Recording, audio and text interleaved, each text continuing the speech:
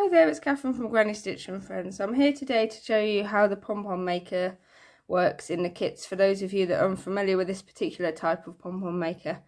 I'm just going to show you how it works and what you can do with it. So it comes like this. It's kind of two halves, as you can see, pull apart, and they're held together sort of by this pin. So when you start, you make sure that they're put together like that, and then what you need to do is you need to work on each half at a time. So these bits pull out individually, 1, 2, like that, and then turn it over on the same, it'll be 1, 2, like that. And what you're going to do is you're going to wrap the yarn around this middle bit of the arch here.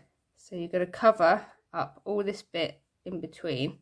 I'll show you what I mean. For now, we're just going to work on this side. So I'm going to fold in the side that we're not using and concentrate on this. I'm going to turn it over so that I can wrap it around like this. I'm going to get my yarn. I'm going to just hold on to it just until I've wrapped around a few times. Being careful not to like wrap over the ends like that. You need to keep it in the middle, around like that. Push it down as you go so you get nice and even all the way round. And the great thing about these makers is that you don't need to cut off any little bits of yarn and poke them through holes or anything. You can use the entire ball. Quite easy for children and adults to get their heads around, and just keep wrapping all the way round. Careful not to get it over or under these bits and all tangled in. You've got to kind of keep it right in that middle bit there. And then you go back and try and keep it all even again. And you're basically layering up until you've got it nice and full. The more yarn you wrap around and the thicker you get it, the fluffier your pom-pom will be. You have a nice big pom-pom that you can kind of trim and work with. You need to fill it up so that this bit here kind of gets all filled in. You'll see what I mean in a minute when I keep going. And keep going round. Trying to make it as even as possible to sort of just keep wrapping all the way round.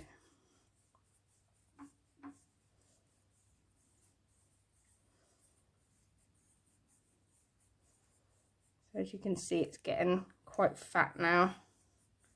That middle bit's filling in. What I always try and aim for is to get as much on there as I can and still be able to close it into this middle bit, which we'll see in a minute. So you can sort of look at the top and kind of say, I'm going to fill it out a bit. Just keep going around until you think you've got enough on there. And I always kind of overdo it, so I'd rather trim off extra than not have enough in the first place. Just make sure. So there you can go. There you can see I've got it like that, and it's sort of wedged in there quite well. So I think that's enough for that side. So I'm just going to trim like that, just on there. We don't worry about those loose bits, we'll sort them out in a minute. And turn over and do this exact same with these two bits on this side. So you wrap exactly the same as we did a minute ago. And then I'll show you how to cut through and produce a pom-pom.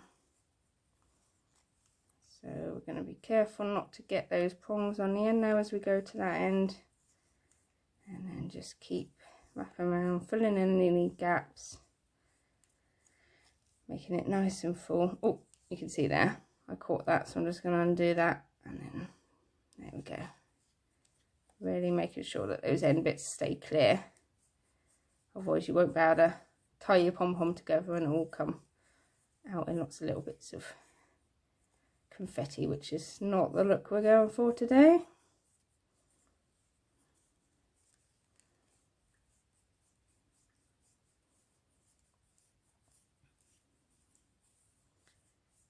Just keep wrapping around, checking as you go, sort of back and forth to keep it as even as you can.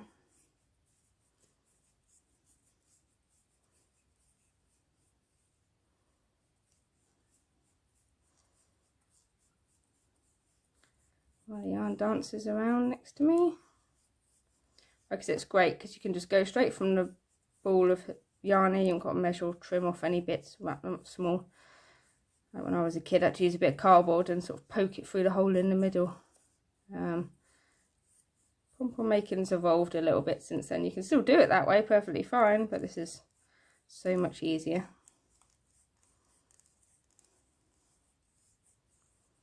So I think we're about good on that side as well.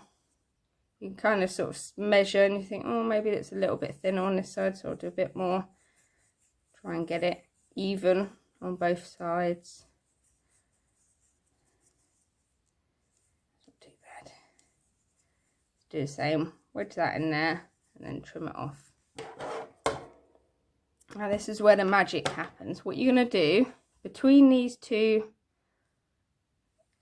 sticking out bits, there's a gap, and that is where you're going to cut. You're going to put your scissors in there. Now I find embroidery scissors work really well because they're sharp and can get through the layers, and what you can see is I love this bit, is when it all starts opening up, you can kind of see. If you're struggling to cut through all the layers, you kind of just have to do a bit and then a bit more. It's really quite tough when you've got quite a lot of yarn on there, but you can see it magically pinging open. And there's your fluffy pom-pom waiting to be tied off. So that's one half, and what you can see is I've cut through there and sort of through this gap. So this is where you need to make sure that there's no yarn around here. You need to make sure this is clear, because this is where you're going to tie your pom-pom together in a minute. So we'll do the same, we'll keep carrying around and we'll do this half. As you can see, it magically pings open. And this is the fun bit. Where you make your pom-pom magic. So it's quite hard to cut through, so sharp scissors are always advisable, or just do a little bit at a time each layer. I'm just going to get rid of that loose bit there because it's kind of not needed and it's in the way. So now you can see this is a dangerous bit. If you don't tie it tight enough and that bit comes out, it's all going to go flying everywhere. So this is where you need to tie it together. So you cut off another strand from your ball, long enough to wrap round. And what I'm going to do is I'm going to go in there, as you can see, and pull it in. And you see, get it as tight as you can together.